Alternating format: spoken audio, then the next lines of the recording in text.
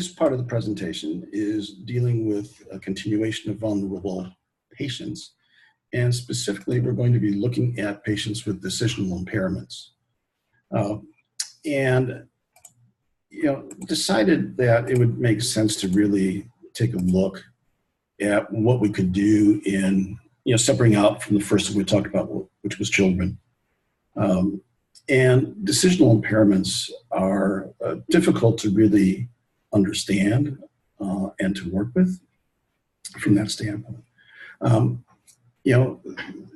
Included within this are people, I mentioned before about one of the cases we had with a person who probably had sundowning.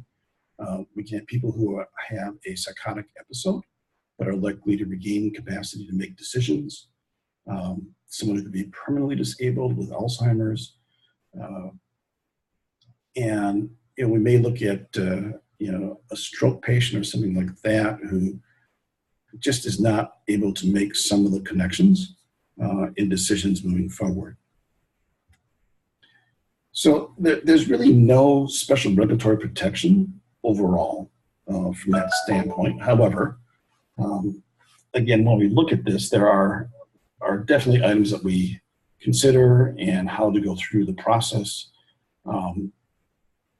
There are ways for consenting. So many of these things have been really looked at from that standpoint. And this is where we talk about IRBs. They should include members of the IRB who may be familiar with the specific disorder, be it a neurologist, be it someone from a patient advocacy group, or someone from that standpoint. They really need to take a look at considering specific aspects of a protocol to really help take a look at different areas and levels we can do from that standpoint. And many of these really do today look at what we call the surrogate consent, where you are really working with someone to participate in a study, and it's provided by a person who provides not necessarily care for the patient, but consent for the patient on the person's medical care and other activities. So it could be someone who has power of health for a family member, or it could be someone who is, basically helping make decisions on health for a spouse, a significant other, a sibling. It could be a friend, whatever it may be. But there has to be something recorded that they can provide some surrogate consent from that standpoint. And then the other side we look at this is, someone who's truly impaired versus a capable subject. So, a person with dementia or another impairment really should not be asked to participate in a study that can be done with capable subjects. Now, obviously, if we're looking to do research on Alzheimer's, we're going to be looking for patients who are in that disease state. So this becomes one of those areas where we have to take a look at how do we balance the area. And that's where the exception to the rule, does help from a standpoint of saying, well, if there's any potential benefit, then let's see what we can do to help from that standpoint. And that would be important to really understand. Research that will not benefit the participating person with a diminished capacity should not be included. I mean, that's just it. There's no reason for them to be included within that specific area. Participants with decisional impairments, again, where the IRB comes in, is we need to take a look at the assessment of the capacity of the person. Can they understand? And it's also going to depend on what specifically the trial is looking at. Again, if we're talking about a brand new therapeutic area that has little to no literature background about specific items, that becomes very difficult. But at the same time, that's how we get breakthroughs. So again, here we go with the balance of how do we do this, do no harm, do good type dichotomy that we really struggle with. So what's the capacity and what's the understanding? especially, again, if we're looking at a very complex decision. And what we may consider to be very simple can be very complex to someone else. That's part of the challenge we have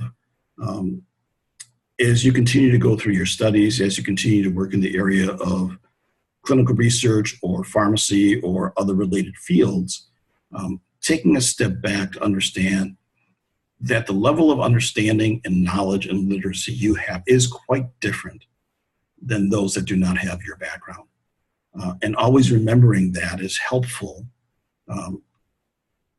to get the person to a point of making an informed decision of how they want to move forward within that area. So again, capacity is the ability to demonstrate a choice. Is it a yes or no? Understanding the relevant information. That doesn't mean that there's non-relevant information. It's the key items that are important from that standpoint. As an example, if we're going to be having someone come into a trial and they're going to be required to come for a doctor's appointment once every 3 weeks for 3 months, that's an important understanding. And that can be something that can limit someone based on availability or capability of getting there. But the understanding that compared to understanding risk and benefit of the actual, let's say, medication is completely different. So it's the relevant information that we really want to focus on.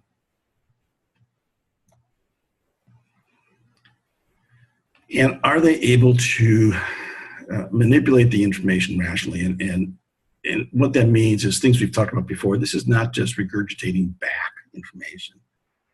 I'll use the example of the Quinn case, which many of you provided your thoughts and information in the midterm on. In the Quinn case, and I'll talk about this more in the session that I'll provide on the midterm. In the Quinn case, the question is, how much understanding was there prior to the actual artificial heart operation? It's hard to say that unless someone sat down and asked Mrs. Quinn, James Quinn, to repeat the information in their own terms, and not just when they said it, but a day later, whenever that was, to really get their feelings and understanding. And this all should be consistent with, ethical beliefs and other things from that standpoint. So we really need to take a look at that. Now, the Quinn case is not a decisional impairment per se. However, many feel that when people are put in a sense of life-threatening situation, that their decisional capabilities are not the same. They're looking for that opportunity for life to be longer. They're looking for the opportunity to in a sense, get back what they are losing from that standpoint. So, again, depends on how you want to define that decisional impairment capability. And as I said, understanding, we can use videos, we can use pictures, we can use all different kinds of items. Getting away from the idea of here's a 11-page document, read this and let us know if you're okay. In today's technology advanced areas, we should be able to provide more than just paper-based, and we do in many, many cases, but just in general, really trying to help those take a look at the information that's there and being able to understand that information. And then, as I just said, really asking the question, what will happen to you in the study? Will the study help you?